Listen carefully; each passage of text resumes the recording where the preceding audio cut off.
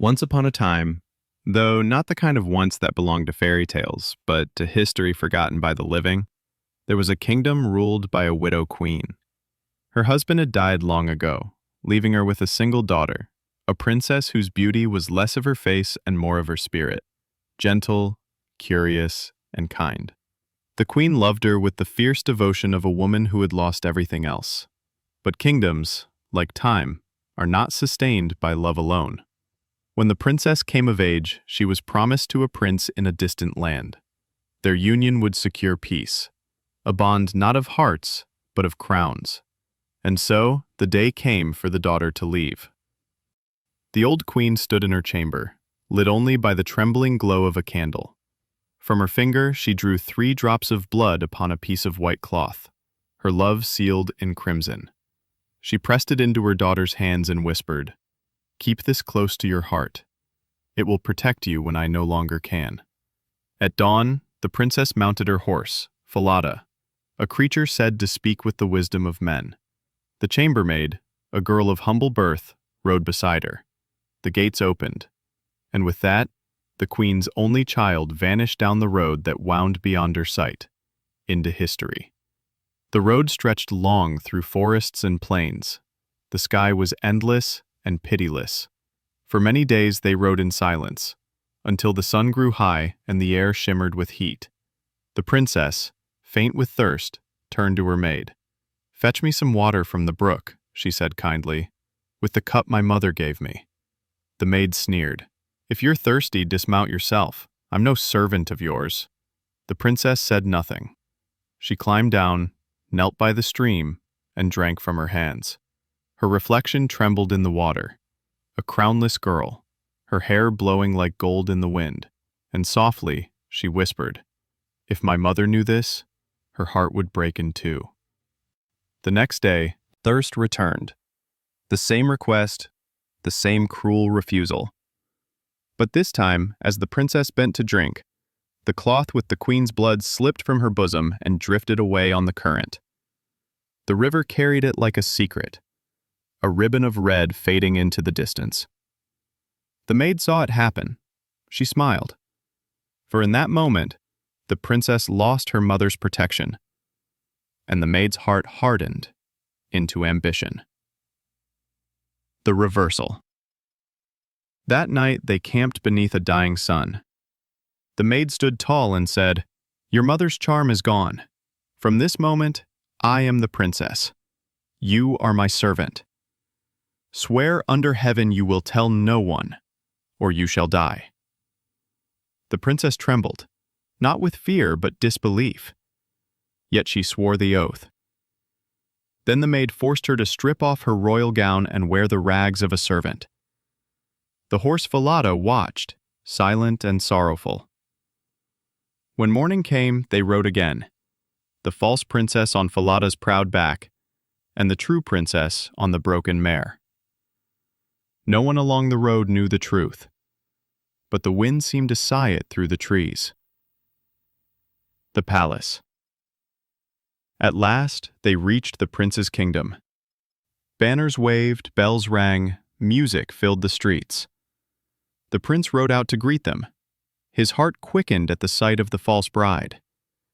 He lifted her from her horse, believing her to be the woman he had been promised. Meanwhile, the true princess stood forgotten in the courtyard, her hands trembling, her lips dry from silence. The old king, father to the prince, watched from his window. He saw the humility in her posture, the sadness in her eyes, and whispered to himself, "This one has the bearing of a queen." Among the geese. When asked who the strange girl was, the false bride replied coldly, "Just a companion I brought along. Give her something to do, perhaps tending the geese." And so it was. The true princess became a goose girl.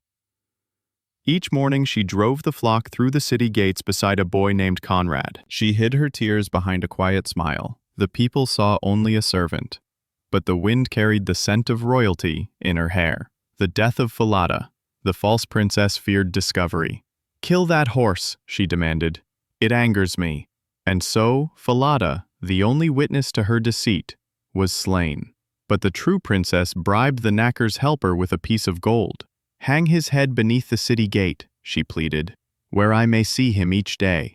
And the man, moved by her sorrow, did as she asked. The lament. Every dawn, as she led the geese through the gate, she looked upon Falada's head and whispered, "Alas, Falada, hanging there." And the horse replied softly, "Alas, young queen, passing by. If this your mother knew, her heart would break in two." And so the princess passed each day with grace, unseen, unthanked, but unbroken. The golden hair. In the meadows, as she rested with the geese, she unbound her golden hair. It shone like sunlight itself. Conrad, amazed, reached out to pluck a strand. "Blow, blow, wind, blow," she murmured. "Take Conrad's hat, and make him chase it until I've braided my hair again." The wind obeyed. The boy's hat flew across the field, tumbling over the grass. By the time he returned, the princess's hair was tied, her secret safe. Conrad said nothing, but fear crept into his heart. The king's curiosity. The next day, the same scene unfolded. The gate, the lament, the shining hair, the wind. Conrad could bear it no longer. He went to the old king and said, "I will no longer tend geese with that girl. Strange things happen when she is near." The old king listened, and the next morning, he hid behind the gate. The discovery. He saw her speak to the horse's head, saw it answer. He followed her to the meadow, and watched her hair gleam like gold as the wind obeyed her command. When she returned that evening, he called her gently into his chamber. "Tell me your story," he said. Tears welled in her eyes. "I am not allowed to tell it," she whispered. "I swore beneath the open heaven." The king thought for a moment, then said softly, "If you cannot tell me, then tell it to the iron stove." The confession. Alone in the quiet room, the princess knelt before the black iron stove. She pressed her face to its cold surface and wept. "O stove," she whispered, "here I sit, abandoned by the world, though I am the daughter of a king. My chambermaid betrayed me. She took my gown, my place, my bridegroom, and I must tend the geese in rags." The king, standing outside, heard every word. He entered silently, lifted her from the ground, and said, "My child, you have spoken truth. Rise, for you are no goose girl, but a queen." Justice. The next day the old king held a feast. At the table sat the prince, the false bride, and, restored in royal garments, the true princess. The impostor did not recognize her.